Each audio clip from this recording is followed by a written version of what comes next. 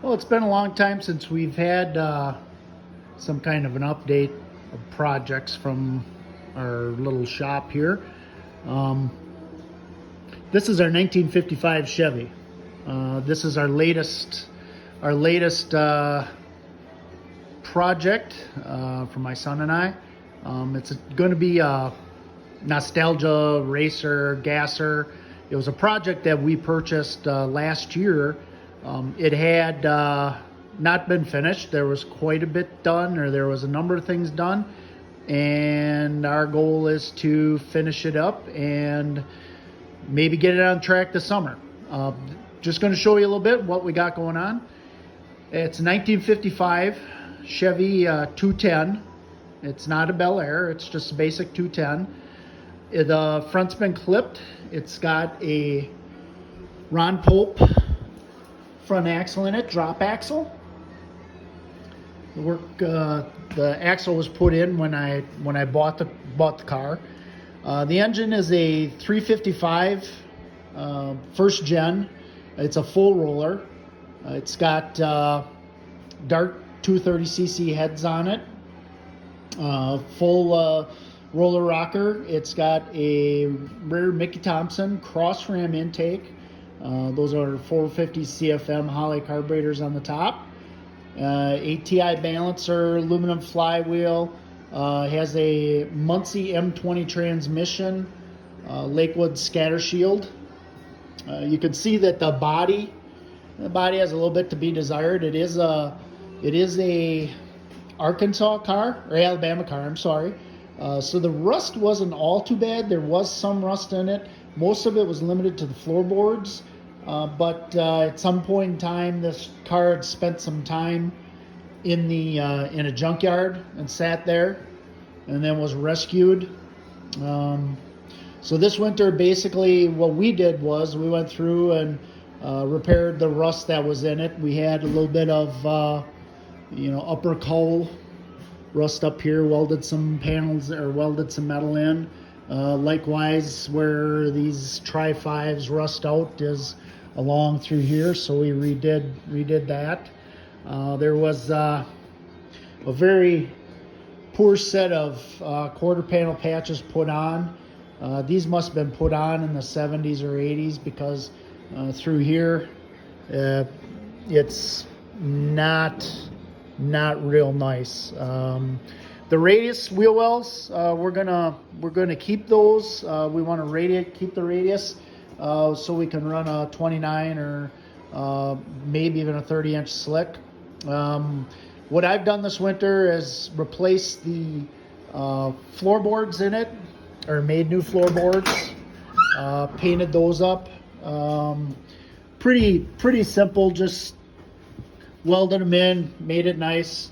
I repainted the dash. That was all stripped, and so I painted that and the garnish moldings with a holographic flake over black base.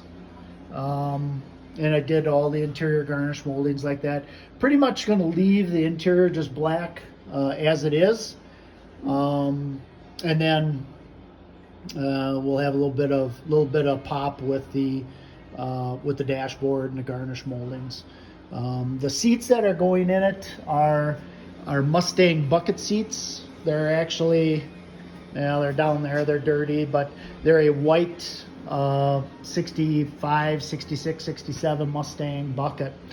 What we also did is we went through and did the inside of the trunk.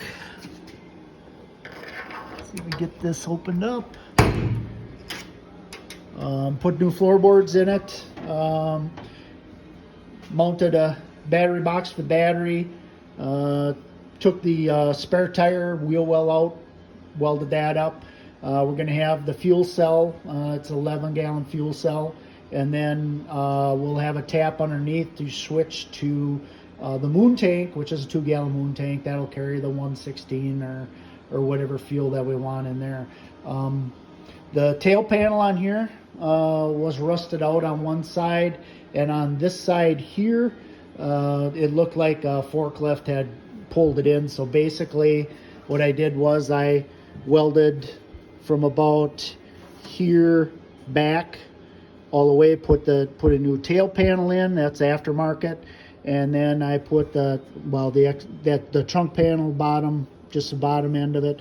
And then I put in the tail panel. I had to make a couple of patches to weld in here and weld in here because of the fact that it was rusted out. But that's all new metal now, so we got that fairly decent and straight. This side likewise had a poor quarter panel job put on, but this side's much better than the other side, with the exception of down here. Previous owner had cut out the radius, but we'll probably rescribe that and make a different cut. Underneath, we have a Ford 9-inch.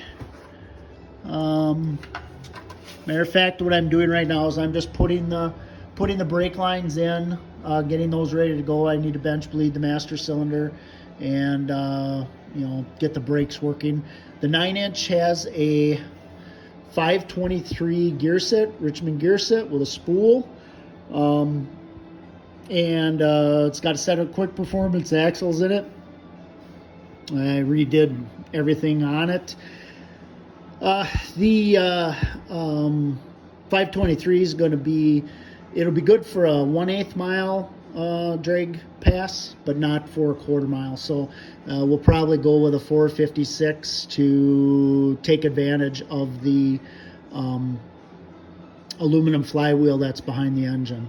If it's not a high enough gear, the car will just bog severely off the line. So we'll put in a pretty steep gear set, probably a 456 or maybe a 488. Something to keep the engine from spinning to the moon and back. I want to save the engine a little bit. Even though it is a full roller and it's been built for high RPM, I'm thinking that I don't want to max it out past 6,500. So we'll see how that goes. I also put in a Caltrac system, and as you can see, the frame has been pocketed.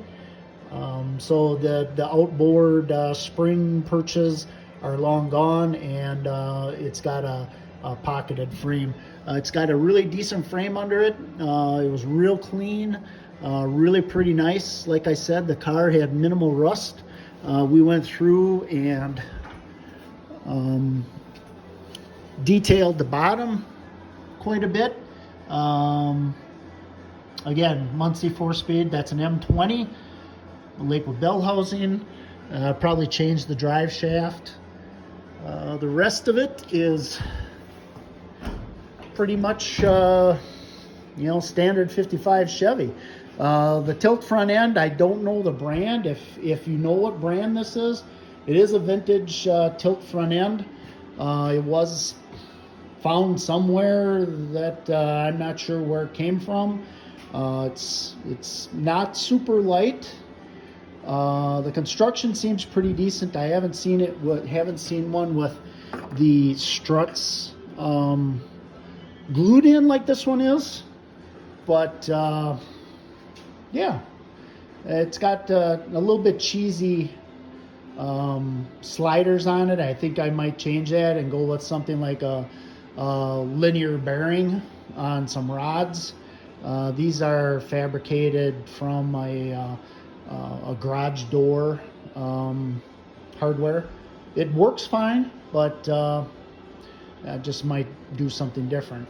The front end has a little bit of spider cracking through here, but that's about it. I'm not gonna worry about it too much.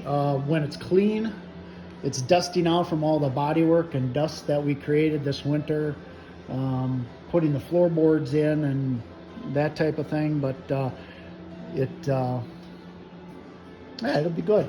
I have US wheel, aluminum slots, new ones on the front.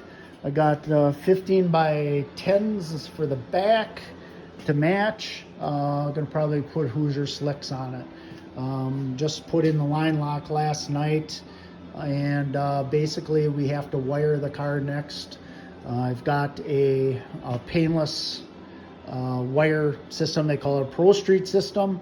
Probably going to have the switch panel above the headliner here, and then just run everything on the passenger side up on the footwell. It has an MSD and the ignition box and everything else. The car did have a magneto in it. I do have the magneto. It's a Vertex mag. It ran fine with it. The engine, like I said, is pretty much all fresh. It's probably been started a dozen times or so, but it hasn't even had water in the radiator yet. So the engine is basically fresh, but this whole combination, we have no idea what it's going to do. The engine, flywheel, the heavy-duty clutch, and the rear end have never been together. The car measures out good. The frame is square. It's in really decent shape. So, and it's got a pretty decent, like 7 or 8 degrees of camber or caster. So it should go down the track fairly straight once I do a basic alignment on it. So, pretty excited to get it running. I mean, it does run. I have had it running, but get it running and driving. It'd be interesting to see if we have any luck tuning these carbs. Anyway, that's the 55 210 project. Lot of floorboard work this winter we did, and a lot of detailing on the interior, and pretty much down to doing all the brakes now, doing the wiring, doing the ignition, and running the fuel lines. And then that should pretty much take us to the point where we can put the windows back in it, put the interior in. We have to build a seat riser for the passenger side. The driver's side is done. We will, however, these things are a rolling tin can, so we will be putting a cage in here, and I'm probably going to go with some type of old school cage with the bar like right here, so you can see it through the window, and then with the down bars tying into the frame through here rather than through the package tray back here, like a lot of newer cars do. On the newer cages, I know everybody wants to hide the cage. Actually, I want to be able to see the cage. Kind of like an old school two-lane blacktop car or something along those lines. I don't care if you can see it in there. The only thing is I want to make sure that I can be able to remove the garnish moldings, which means the bar can't be right at the post. It has to be able to be there so I can remove the garnish moldings and put in door panels if I want to do that or not. But yeah, that's our 55 project in a nutshell. And if you have opinions, put them down below. If you see something that you would think you would change, again, make a comment. If you love it, make a comment. If you hate it, make a comment. We respect all opinions. So we're kind of hoping to do more patina. Actually, this is the original interior trunk panels. Normally these are all rusted out. These were not rusted at all. Matter of fact, I got the original paint on it, so I just put a matte clear on there, and we're just gonna leave this as it is. The car, I don't know, probably will not get painted. It's probably just gonna get a gray primer, gray sealer, and I'm gonna do what I can with this quarter panel area. Possibly cut it, reform it, re-weld it so it's not welded. There's a pretty good sized dent right here from the warping, but it's super straight up here. It's straight through here. So this is the only area, this and this. So we'll figure out what we can do there. And then with regard to the wheel lips, it's either got to have a lip or it's got to have something on the inside, because these panels are like paper. I'm kind of starting to dig the lip here. If we could, fill in along here and make a nice lip on that, that would probably work out good. Anyway, that's where we're at. Thanks for watching.